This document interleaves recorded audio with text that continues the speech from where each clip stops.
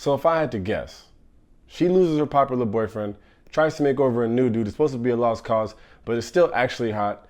She starts liking him, he starts liking her, he finds out it's a bet, he gets mad, she says sorry, and she still gets him back in the end. Is that how it's gonna go?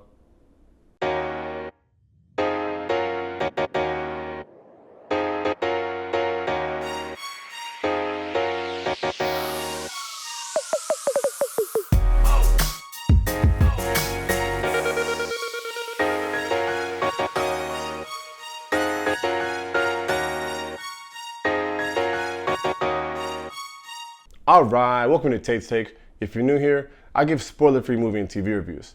Give you a little background, just let you know if I think it's worth checking out or not. If that's something you're into, go ahead and hit that subscribe button for your boy. For my regular Taste Takers, let's see if this one's all that. That's just lazy writing. Oh. Duh. Never mind. He's All That is the gender swap remake of the 1999 classic, She's All That. Is it a classic? It did have some heavy hitters in it though, I can't even front. That one starred my main man Freddie Prinze Jr., the legend Paul Walker, had Gabrielle Union, even Usher was in that thing. The girl receiving the makeover in it was Rachel Lee Cook, who's also in this movie, He's All That, playing the mom of our star, Addison Rae. Now if you don't know who Addison Rae is, she's one of the biggest social media personalities like on the planet. She's a dancer, she's a singer, and she's the third most followed TikToker with over 80 million followers. Now it's 82.8 million followers. Gonna be a whole lot more after this Taste Take drops. Just kidding. That'd be cool though. Before this movie though, if I saw her in the street, I wouldn't recognize her. I know this guy though. Anyway, even though Addison's only the third most popular TikToker, she's the highest paid, so there's that. And like I said, even though I wouldn't recognize her, I'm sure that 99% of the people who watch this movie know exactly who she is. If you still don't recognize Addison Rae, maybe you remember this Conor McGregor UFC controversy from a few months ago. Basically, she goes on Twitter and says that she's gonna be reporting on this UFC fight, and the whole internet got all upset because this girl has no experience and all these people work so hard for years and years and years to get this shot, and this girl has a whole bunch of TikTok followers, and they just put her, the girl was never even hired by the UFC, and the whole internet just got upset for no reason. This is what always happens. Some things happen on the internet, people complain about it, it wasn't true because the information is not right on the internet, and then people have to clear it up, and nobody cares who was wrong. We gotta figure out a way to stop this nonsense. She also has some mini Donald Trump controversy, but we definitely don't have time to get into all that. Bruh, please, how you gonna drop that? Please, come on. You can't just drop that and just keep moving, bro. You can't, come on, get into it. All right. I'll make it quick. All right, so this is video of a UFC fight that Trump is at, and then you see Addison get out of her seat to go say what's up to this dude. Now, y'all might be saying, Tate, what's the big deal? She's just being polite. This dude used to be the president. Okay. But back in 2016, before the election, there was this dude who tweeted, retweet this for Hillary and like this for Trump. And she liked it. Dun, dun, dun. Then her team came out and said it was a bug on Twitter. That's suspicious. That's weird. Either way, Addison has never come out and said whether she supports or doesn't support Donald Trump. I guess she's trying to stay out of politics, and I'm not mad at that at all. But we got our eyes on you.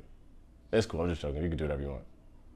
But we got our, all right, okay. Anyway, back to the movie. This is her acting debut, so we'll see if we get more Addison Rae on the big screen moving forward. The dude getting the makeover in this movie is Buchanan. You may know this dude if you ever watched Designated Survivor. Well, I was the only one I watched. Okay. He's also on Cobra Kai. Happy? The film was written by R. Lee Fleming Jr., which is cool because he also wrote She's All That, and the film was directed by Mark Waters, which is cool because he directed the fourth best movie of all time, Mean Girls. He's All That was filmed in December of 2020 in good old Los Angeles. All right, plot time. He's All That is about a high school girl named Pageant who's a huge social media star with over 1 million followers. The internet world thinks she has it all because she looks good. She's got all these followers. Her boyfriend's a super hot, also mega social media star. Everything looks rosy on the internet. In her real life, her mom's a nurse and they live in a humble house. It's hardly struggling, but if your friends are driving Lexus convertibles to high school, like, it's all relative. But she is getting sponsorships from her social media stardom. And in the movie, her sponsorship contact is played by my homegirl, Kourtney Kardashian. Sorry, Erica.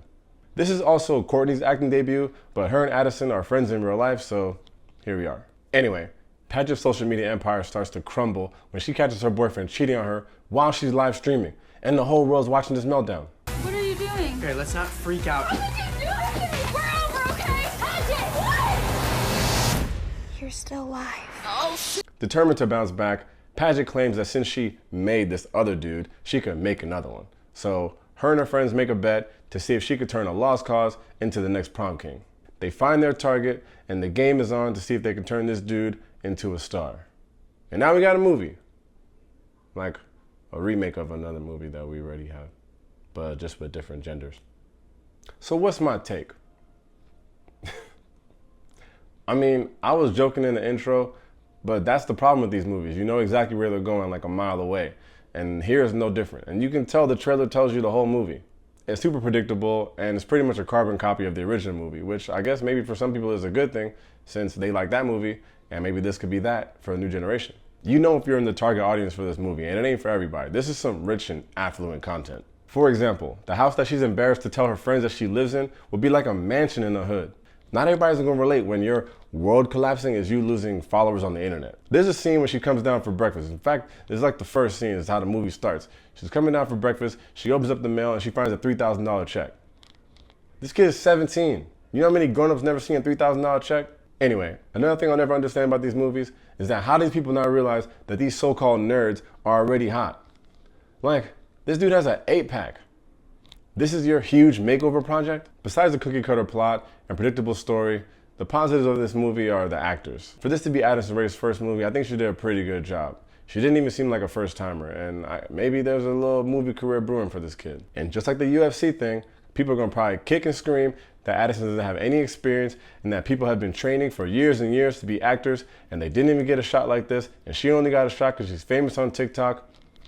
Yeah, you're not wrong, but it happens all the time. Like, you ever seen musicians and athletes getting in movies? They're not trained, they're just popular. It is what it is. It doesn't make it right. I'm just saying it didn't start with Addison, and it's definitely not gonna end with her. High-key, everyone played their roles really well. I think it was well acted overall. I'm not even gonna front. The only thing I don't understand is none of these kids are high school age. These are kids that are old enough to be done with college.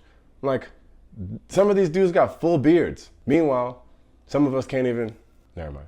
That was just a small little nitpicky thing. It's not a big deal. It's just, I couldn't act like it wasn't bothering me. I'm gonna give He's All That 2.5 stars. If you do a remake with the original writer, you're gonna get some similarities.